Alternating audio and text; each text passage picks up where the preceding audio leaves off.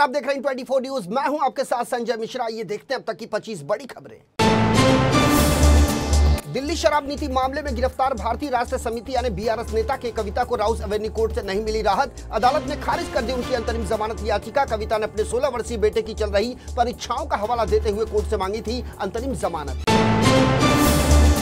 शिवसेना उद्धव गुट के सांसद संजय राउत का भारतीय जनता पार्टी पर करारा हमला। कहा, चुनाव जीतने के लिए बीजेपी को पड़ती है दंगे कराने की जरूरत। चुनाव जीतने के लिए दंगे नहीं होने चाहिए। राउत ने कहा, प्रधानमंत्री नरेंद्र मोदी की जिम्मेदारी बनती है कि देश में ऐसा ना हो कुछ भी।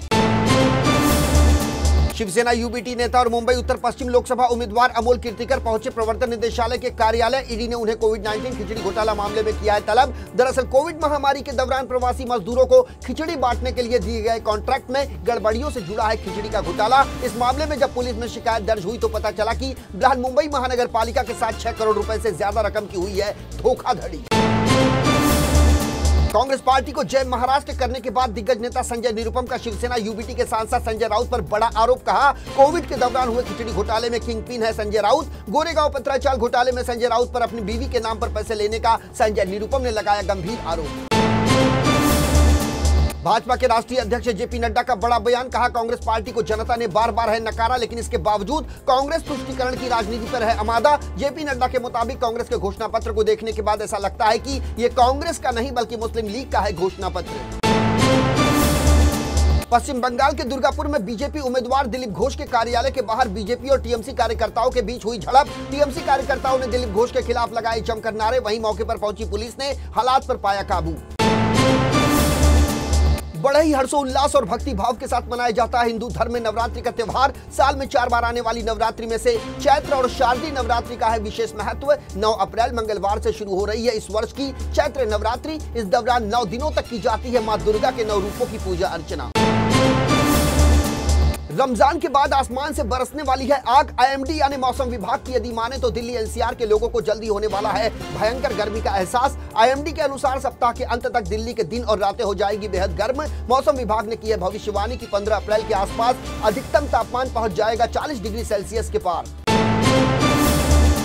मध्य प्रदेश में प्रचंड गर्मी के बीच मौसम ने ली करवट। सूरज की तीखी होती किरणों के बीच रविवार को आंधी तूफान और बारिश ने तापमान की बढ़ोतरी पर लगा दी ब्रेक। इससे कई इलाकों में गिरा तापमानी पारा। राजधानी भोपाल में हुई हल्की बारिश से मौसम हुआ सुहावना। मौसम विभाग की यदि माने तो अगले 24 घंटे तक मौसम में ठंडक रहने के आसार। भारतीय मौसम विज्ञान विभाग के पूर्वानुमान के अनुसार कुछ दिनों में तमिलनाडु, कर्नाटक और तेलंगाना में चलेगी लू। इसके साथ ही आईएमडी ने यह भी कहा कि अगले कुछ दिनों में 9 राज्यों में होगी बारिश। इसके अलावा कर्नाटक और तेलंगाना गर्म रात की स्थिति से भी होंगे प्रभावित। मौसम विभाग के अनुसार इस दौरान केरल, आंध्र प्रदेश, पुडुचेरी और गुजरात में 10 अप्रैल तक गर्म और आर्द्र मौसम की देखने की मिलेगी स्थिति।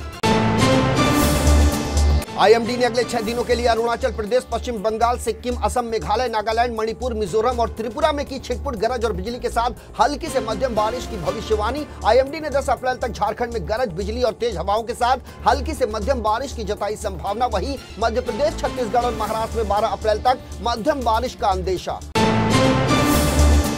मौसम विभाग के अनुसार राजस्थान में मंगलवार से शुरू हो सकता है बारिश का सिलसिला। इसके बाद यह आगामी 13 अप्रैल तक रह सकता है जारी। इस दौरान अलग अलग संभागों में बन रही है हल्की बारिश की परिस्थितियां। मौसम विभाग के अनुसार 9 अप्रैल को कोटा संभाग में हो सकती है कहीं कहीं पर हल्की बारिश। इसके बाद 10 और 11 अप्रैल को उदयपुर, जयपुर, कोटा और भरतपुर समेत जोधपुर संभाग में भी कहीं कहीं बारिश होने के आसार।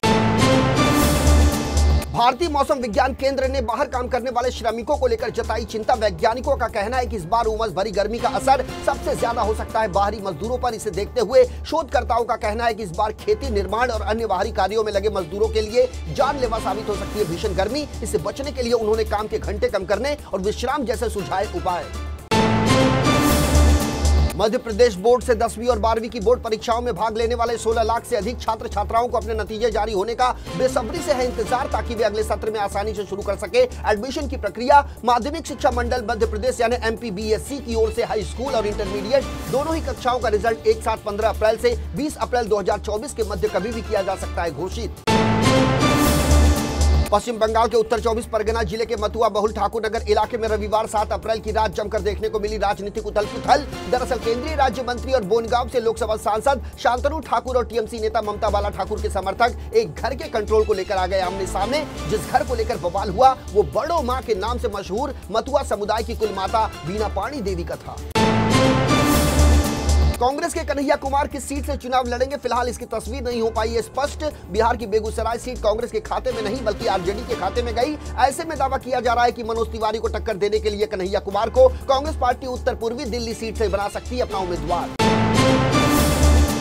दिल्ली के सीएम अरविंद केजरीवाल के समर्थन में 7 अप्रैल 2024 को आयोजित मशाल यात्रा के दौरान आम आदमी पार्टी के नेता और मंत्री सौरभ भारद्वाज ने किया बड़ा दावा। उनका कहना है कि जिस तरह से देश में तानाशाही आ गई है उससे लोगों के बोलने की आजादी हो गई है खत्म। जो आदमी सरकार से सवाल पूछता है उसे कहा जाता है कि तुमको अब जेल में किया जाएगा बंद।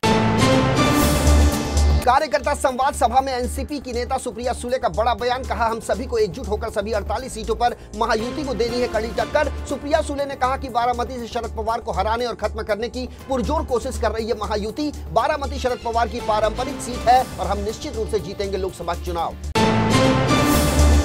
केंद्रीय वित्त मंत्री निर्मला सीतारमण के पति और अर्थशास्त्री परकला प्रभाकर ने लोकसभा चुनाव से पहले की बड़ी टिप्पणी। उन्होंने मोदी सरकार पर आरोप लगाते हुए कहा, अगर 2024 में दोबारा यही सरकार बनती है तो उसके बाद फिर कभी नहीं होगा चुनाव। अब ये सोशल मीडिया पर वायरल हो रहा है। उनका वीडियो दरअसल कांग्रेस पार्टी की ओर से शेयर किया गया है। परकला प्रभाकर का वीडियो।